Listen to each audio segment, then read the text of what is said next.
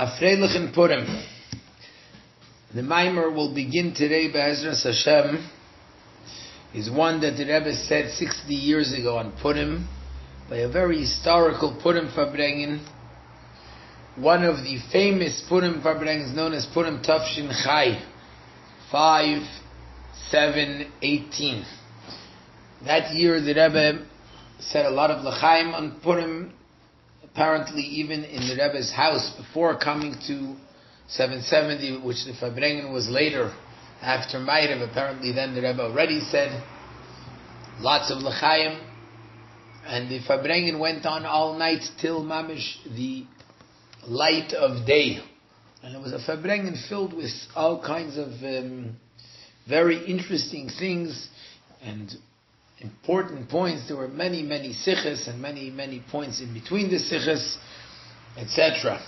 So just to mention that to say there the way it was by the Rebbe's Farbrengens is that the Purim Farbrengen, unlike by the Friedrich Rebbe, where the Purim Farbrengen took place, and apparently by the Rebbe Rashab also, where the Purim Farbrengen took place in the Suda, which means they would wash for the Suda of Purim during the day, and the Farbrengen would last for however long it lasted. By the Rebbe, the Suda of Purim, the Rebbe ate at home, and the Farbrengen was after benching and after Ma'ariv, which means the Farbrengen was really Matzi Purim. It was already the night of Shushan Purim. At this particular Farbrengen, the Rebbe said a very long Maimer, a Maimer which lasted, I think, at least 45 minutes, and the Maimer was started with the words Chayav, Inish, Libsumi, Purim. So we'll begin to learn the Maimer.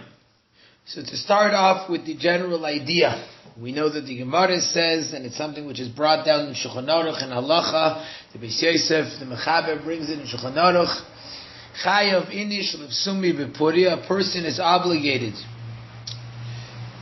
to get drunk, as Rashi explains the word Libsumi, to get drunk through wine on Purim, Ad Lo Yada Min Arar Haman Lebaruch Mardchai, to the extent that he's unable to recognize the difference, or more specifically, Ad Lo Yada, until he doesn't know between Arar Haman, cursed is Haman, and Baruch Mordechai, blessed is Mordechai. Now, the general concept of this idea of Chayav Inish Libsumi B'Puria, the way Chassidus explains it, there was also a Maimer the previous year, the year before that, 5/7/17, where the Rebbe also started with the words Chayav Inish Libsumi B'Puria, and the general explanation of Chassidus is that it does not mean, God forbid, that a person mixes up Arar Haman and Baruch Mordechai. The whole point of Purim is that a person knows he gets rid of Amalek, is that a person recognizes that Haman is cursed and Mordechai, lahavdil, is blessed. That's obviously something which has to continue throughout Purim. That's obviously the essence of Purim, and it's impossible to say that the entire mitzvah of Purim is to not realize and not know the difference, because if that's the case, the whole mitzvah of Purim is to actually go against what the whole point of Purim is. So it's obvious that even when a person is as drunk as possible, he still knows that Arar Haman and Baruch Mordechai, and especially with regards to the deeper explanation, that Haman refers to bad and evil, and Mordechai refers to good. Arar Haman means sur meirah, to remove oneself from bad. Baruch Mordechai means asay tov, to want to get close to good and do good. That obviously no matter what a person does, and obviously there's no time ever in a Jew's life that it can come to a state that he doesn't recognize that bad you have to stay away from and the good you have to do. And the general explanation of Chassidus is that the person reaches a level where Lo Yada, where he doesn't know, where it's not coming from knowledge. Usually in a person, Arar Haman comes from the knowledge and the understanding of the evil of Haman. Baruch Mordechai comes from the understanding of the greatness of Mordechai. And similarly, Arar Haman going away from bad and steering away from evil is because a person knows how terrible it is. Baruch Mordechai, a person goes to good because a person knows how wonderful and important it is. A person comes to a state on Purim once a year where he goes beyond his knowledge and beyond his understanding, where his entire idea why bad is cursed and why good is blessed is only and purely because this is the way it is. There's no reason and there's no understanding to it. Similarly, there's no difference to the person between staying away from bad and doing good, which seemingly could be two different types of avodah. It's all there for something which is higher than knowledge, because that's what Hashem wants. The truth is that in Chassidus, there is sometimes also brought from Kabbalah the concept that at times there even has to be the idea of Baruch Haman, and that's something which is brought down in Kabbalah in the writings of the Arizals. Not, God forbid, the opposite with regards to Mordechai. However, with regards to Haman, Baruch Haman, and the idea of it is that Arur is an Aleph, which is a very high level. Haman, bad, evil, is on the highest possible level. Its source and its root is very high. So high that it's cursed, that it's above being able to be brought down into the world. Baruch Haman means that when it comes beyond knowledge, a person can actually draw down that high level into the world, and hence, obviously, Baruch Mordechai becomes on a higher level as well. This is the ideas that Chassidus explains with regards to this. Now, in this particular Maimer, the Rebbe explains very much in depth the whole concept of Arur Haman and Baruch Mordechai. However, how it comes in an idea of bringing down something that's above understanding. La yada, that a person reaches a level that's beyond understanding. And so the Rebbe says the following. This statement of the Gemara and of Shulchan Aruch brings and shows that there is obviously on Purim, there's the concepts of Arur Haman and Baruch Mordechai, that Haman is cursed, Mordechai is blessed.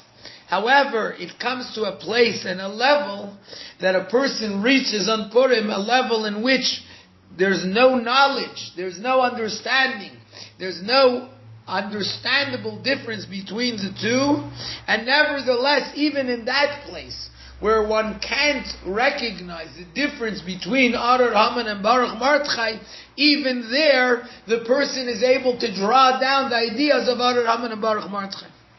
And the Rebbe says this is actually the story of Purim.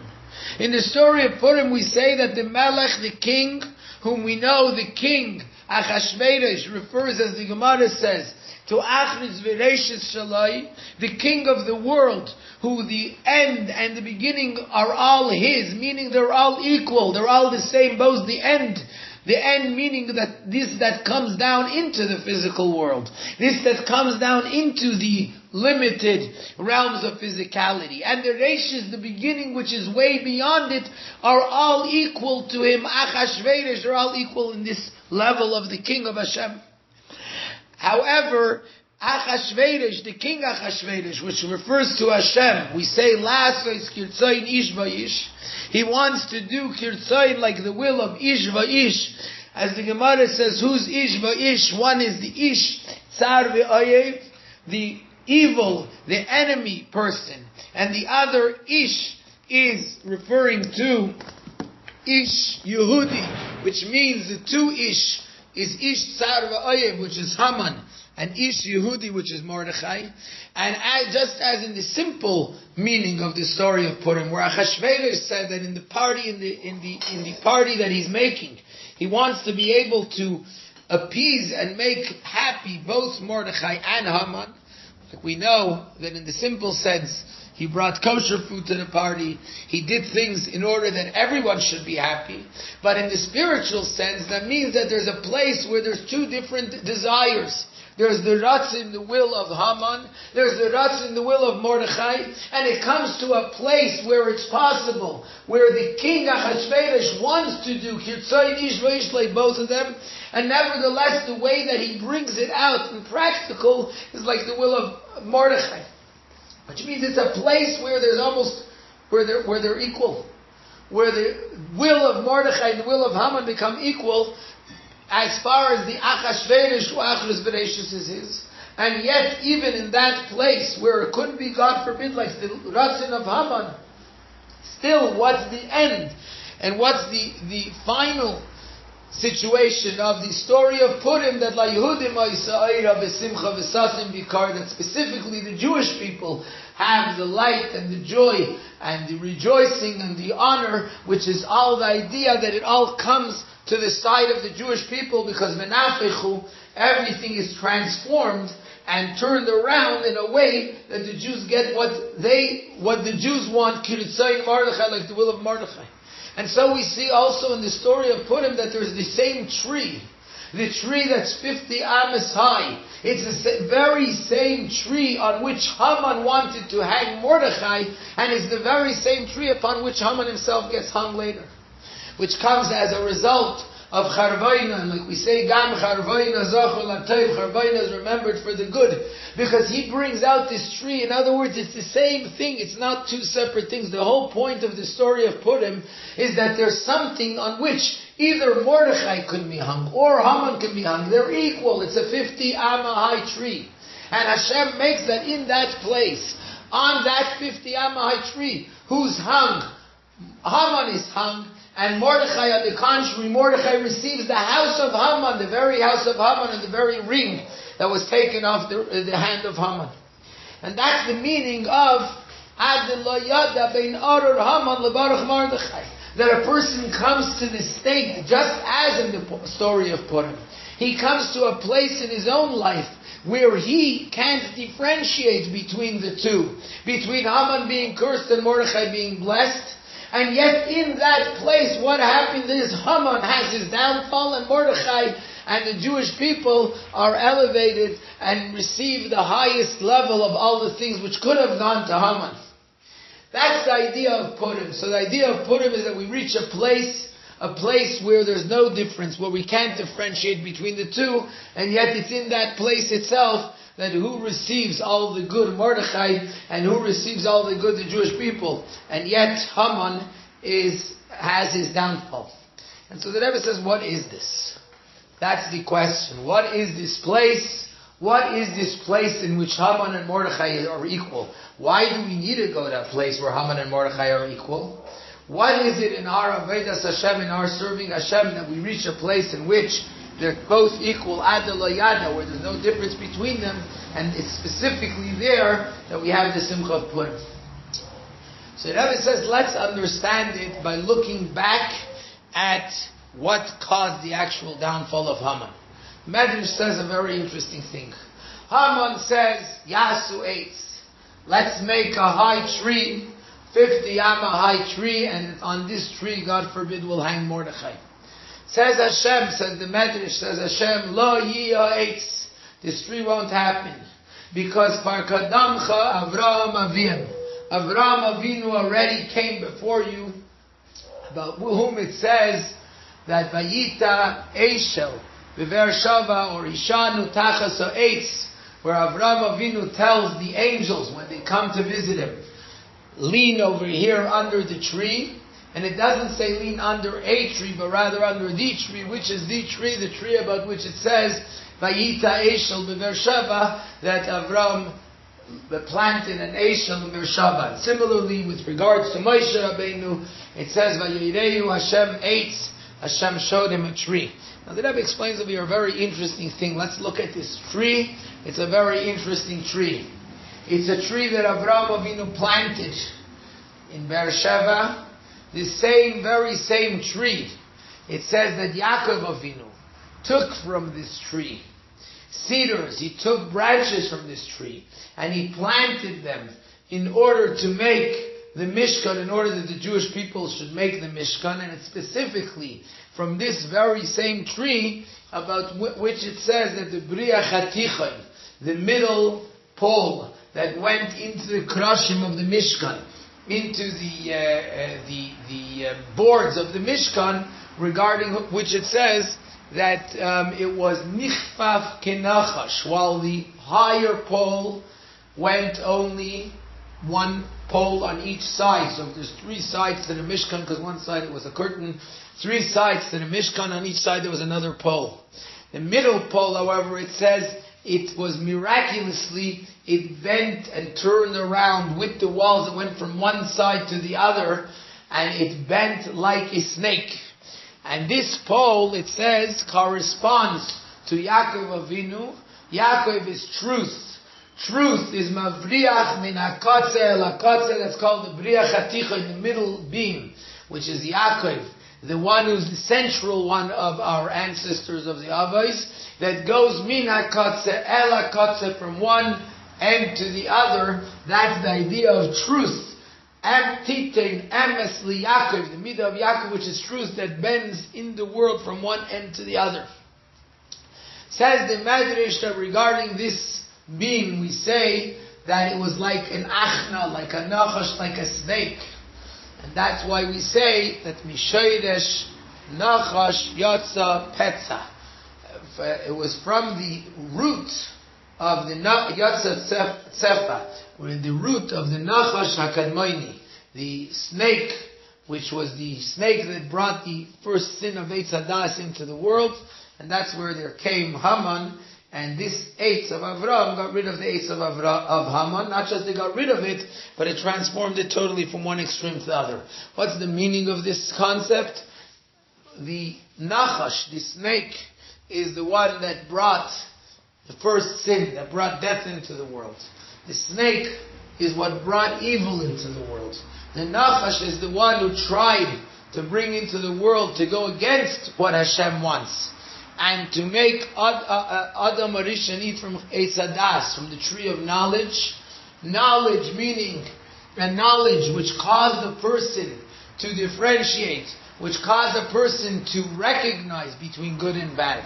A knowledge that caused a person to understand, but also in this way to succumb to bad, in a manner that bad became part of the person. So now he knows the differences, but yet he has also the idea of bad within him. Bad is no longer something outside of him. And thus that brought death into the world, because good and bad have to become separate, otherwise the bad will exist and last forever. And this is the idea of Mishaydesh, Nachash, Yatsa, Tsefa. This is the Nachash, the snake. The snake, which is where the evil of Haman came from. The evil of Haman, who wanted to reach a place in which he'll make the strength of bad in the world, as we'll explain later more in the Maimer. What got rid of Haman? The Mishkan, and specifically from the Mishkan, was that Bria Chaticha, the truth of Hashem, that's here in the world, which comes from Yaakov Avinu. But where's the source? Where's the root of the ability to bring the truth of Hashem, Emes, where from the Aleph till the Taf and the Mem in the middle, there's no separation. It's all one single truth of Hashem, from the highest level to the lowest level and everywhere in between. It's all oneness of Hashem. And hence, the Tumah and the evil of Haman was overpowered through this truth. But where did it all come from? It came from the Eshel of Avraham Avinu. And so the Rebbe says an interesting thing, and we'll just say it short, and Mitzvah Hashem continue to learn it later. But the Rebbe says an interesting thing. This Eshel of Avraham Avinu, it's not just a tree. If it was a tree, we'd call it eitz, we'd call it a tree. And in fact, in the Torah, Vishanu Tachas Eitz, like we said, that is that very same tree. It says there a tree, it doesn't say Eshel. But yet, when it says originally that he planted an Eshel, it uses the word Eshel. And there's various different explanations why the word Eshel. And one of the explanations, which is what the Rebbe is going to explain in the Maimer, is that Eshel comes from the letters Aleph, Shin, Lamed. Aleph, Shin, Lamed means Avraham Avinu came into the world. He came into Gan Eden, and like the Medrash says, that Avraham came into Gan Eden, which Gan Eden is called Artses Achayim, like we say actually in this year's capital. Es halech lifnei Hashem ba'artses Achayim. I'll go before Hashem in the lands of good, which refers not just to Elam Haba, but also to Gan Eden. Gan Eden is a place where godliness is revealed, as we'll explain later in the Maimer. Gan Eden is the place in the world where there's a revealed level of godliness. However, it says that Hashem gave Avraham Avinu Gan Eden. Hashem put Avraham Avinu in the land, and Avraham Avinu made it better. He didn't just leave it as it is, but Vayita Eshel. The planting of the Eshel means bringing the Aleph, Shin, and Lamed. Bringing these levels that we'll explain in the Maimer. Bringing this down into Gan Eden, into a place where there's godliness. And as a result, now we are able to build a Mishkan, specifically with Yaakov Avinu's middle beam that doesn't change, that's unchanging, and as a result, that gets rid of the eight, the tree of Haman, that Haman's trying to accomplish a similar type of thing. That even in a place where Ar Haman and Baruch Mordechai, but even in a place where Lo Yada, still Haman remains cursed and Mordechai remains blessed. That remains the reality specifically in this place.